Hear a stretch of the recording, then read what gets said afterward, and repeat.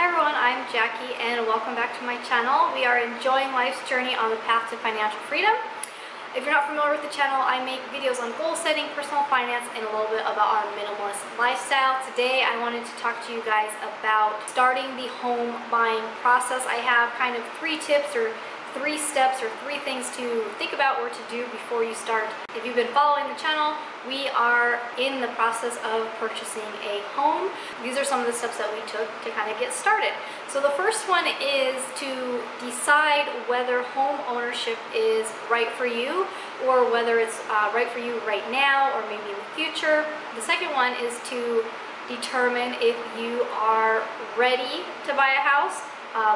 Financially, emotionally, lifestyle-wise, whether you're ready now or when will you be ready. And the third one is to contact a lender and start getting that pre-approval process going. So I'm going to talk about all 3 of those a little bit in more detail.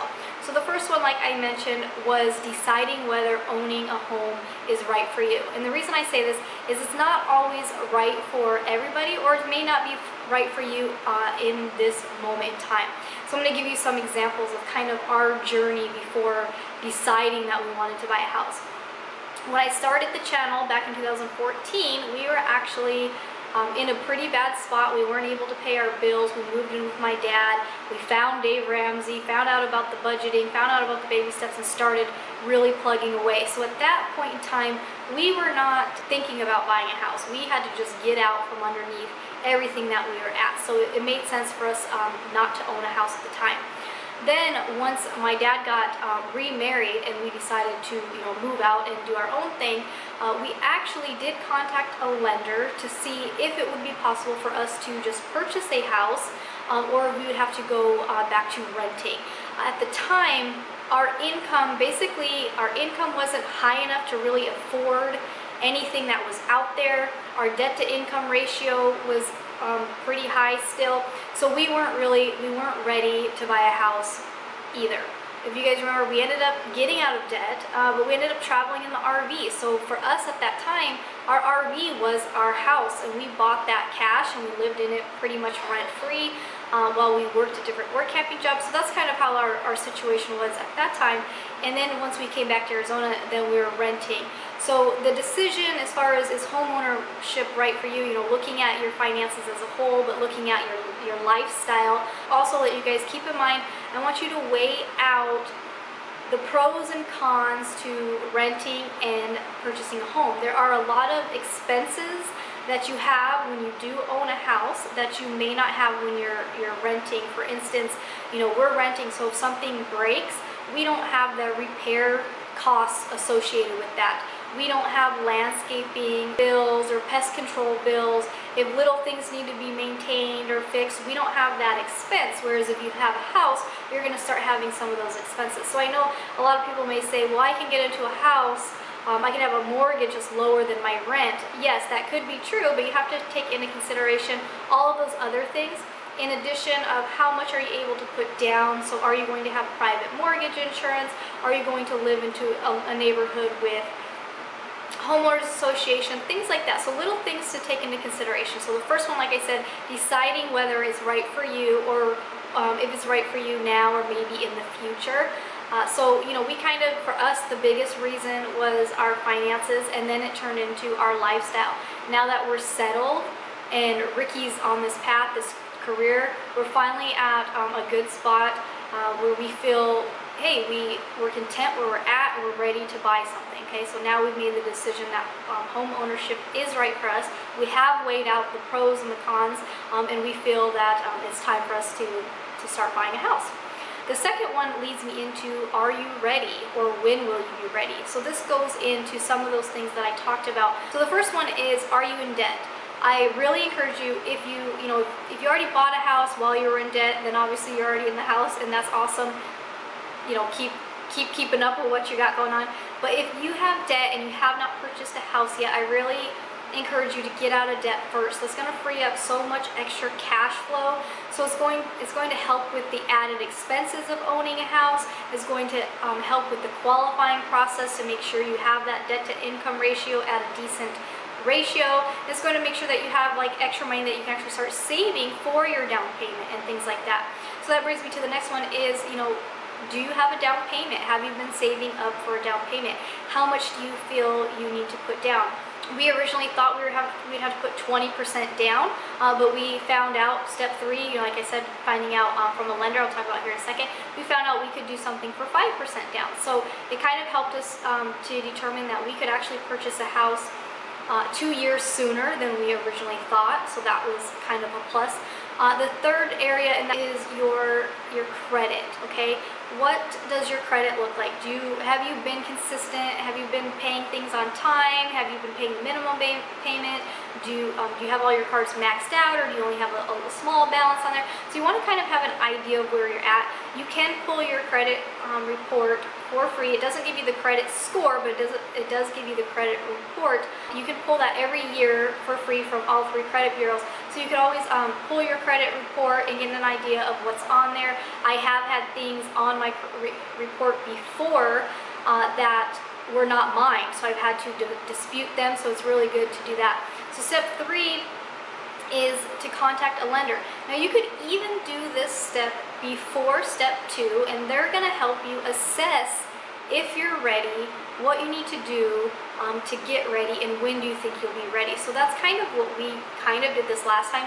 So with our credit score, we paid off all of our debt, but we knew all of our past debts we had paid on time, and we were very consistent with that, so we felt confident that our credit history looked pretty good. We just weren't sure what it was going to look like now that we had no revolving credit. So we contacted the lenders, and we found out they ran the credit and basically said, okay, these are the steps that you need, this is how much money you would need, this is how much you would qualify for, this is the process, and they kind of set it all up and give you all of the information. So for instance, they basically said that we could look for something around 170 and 175, and that we would be putting 5% down. They said that we would be doing this contingent on the seller paying closing costs, that way we wouldn't have the additional closing costs. They mentioned basically our monthly payment, if we had, this is a rough estimate based on property tax and interest rates, and whether you had homeowners insurance or homeowners association, your homeowners insurance, your private mortgage insurance, because if you don't put 20% down, you have that. They said roughly for 170, our monthly payment would be around $1,200. So that's where you start to find out, even if you can borrow that much money, do you necessarily want to borrow that much money? So that's where, talking to a lender is going to help you see how much you qualify for, but also going back to step 2 and seeing, like, are you ready? What does your monthly cash flow look like? Is that amount, is it reasonable? We are specifically looking for properties that do not have a homeowners association, so that will bring our payments closer to maybe $1,100 a month instead of $1,200 a month. Also, depending on what area you live, you might have property tax that is less or more, but that's roughly the average by speaking to the lender. The last thing was, they said we had to have a credit score of 640 or higher, and because we paid off all of our debt, our credit score was NA, not applicable, meaning they couldn't really score us because we don't have any revolving credit. So I mentioned this in another video. Basically, Ricky just had to get a secured credit card. We paid $300 as our credit limit. Then we've spent 20 of that, so we've charged 20. We have a balance of $20. Basically, when the bill comes due, we will pay the full 20. We will recharge $20, pay the full 20, and we'll keep it like that during this home buying process until we're officially in the home. So they said within 1 month, so basically on June 5th, we should hit officially our 1 month from when that started. So they're going to re-pull his credit, and he should be at a 680. So that's really good to know.